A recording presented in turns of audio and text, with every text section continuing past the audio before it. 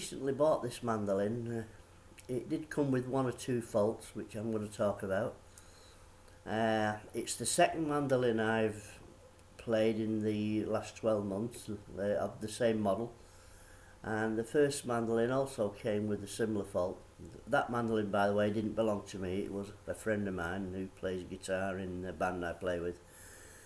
So the first problem when I took the mandolin out of the case, and the same with my friend's mandolin, was the nuts. The strings on the nuts were sitting high, so it was difficult to press the frets down to the frets in this area. A simple enough job to put right. Like I said, the problem was the nuts, so a friend of mine is a good luthier who lives in Manchester, and I travel to Manchester quite often. We cut the grooves slightly deeper and set about playing the mandolin. Now, one of the problems was when we lowered the action slightly. I set this mandolin in action similar to the mandolin I already play, which is an American David Allen Smith. So I set the action up similar, but round about this area I was getting a rattle on the frets, and it seemed to be coming from the overhang on the mandolin. He was going to diamond cut the frets, but I said no, let's take the frets out on this part of the mandolin. So we have done. We removed the frets and scalloped it down, as you can see, and that got rid of the another annoying problem with this mandolin was the plectrum. When I was playing, it was catching the fingerboard and making quite a loud noise. So with the frets removed, that was the problem solved.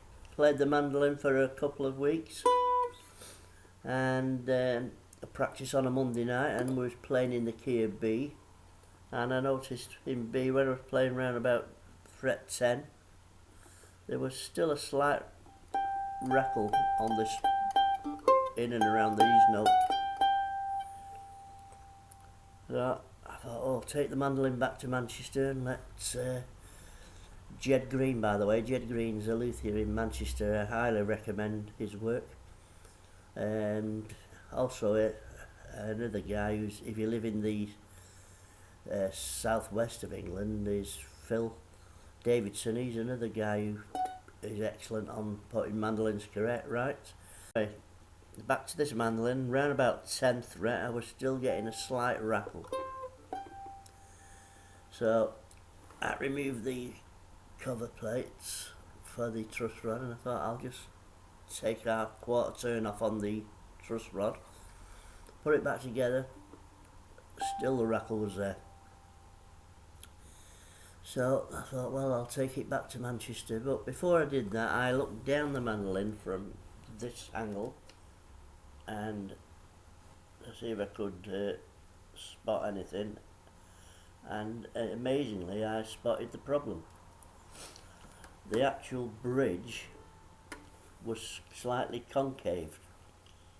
Even though it was a new bridge, a new instrument, it was slightly concave, the kind of thing you'd get on a banjo bridge, which has been on a banjo for a few years.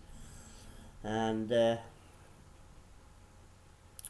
so I decided to remove the bridge. I was going to sand it and recut the grooves. But before I did that, I had a spare bridge, top of the bridge, which I thought, well, I'll give it a try. It's bone insert. I actually tried this bridge on my old mandolin and I wasn't keen on it.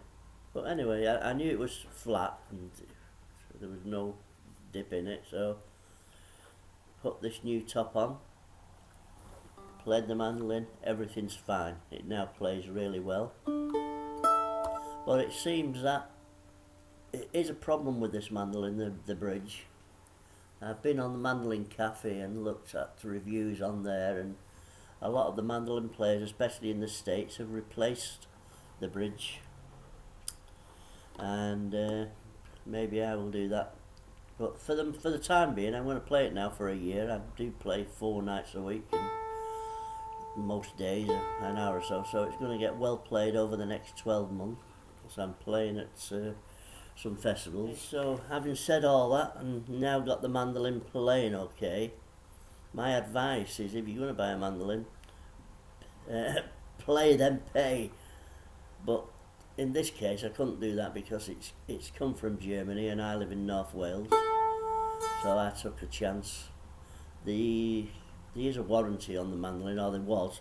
The warranty is 3 years, money back I think for a month or so, but probably the warranty is no longer valid on this mandolin because of me altering this part of the neck, having scalloped it away. But I decided I was prepared to take that risk and go ahead with it and sort the mandolin out. It's now playing fine.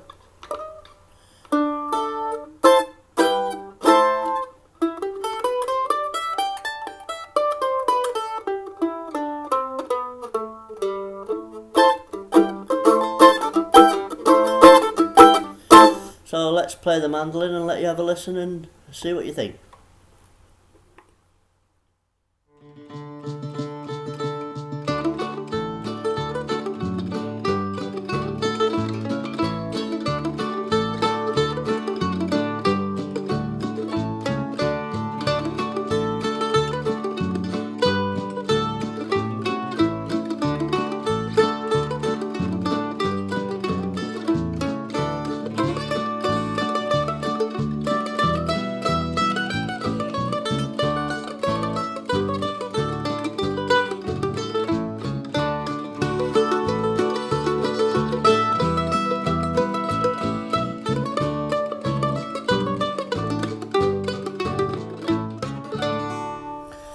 So there you go.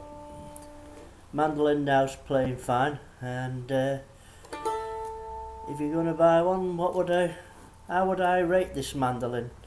Well, out of a score of 10, I would say when the mandolin arrived I would give it 3 out of 10. But now, having put all the things right on the mandolin, I would say value for money, a 9 out of 10. But my advice, like I say, is play then pay. But if this mandolin had arrived and was playing fine, I would have given it 10 out of 10.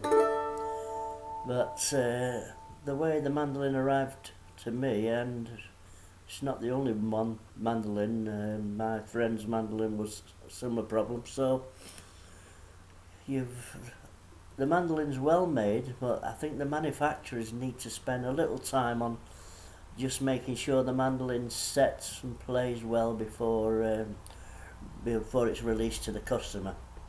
But like I say, now everything's working fine. I'll give it 9 out of 10. So there you go.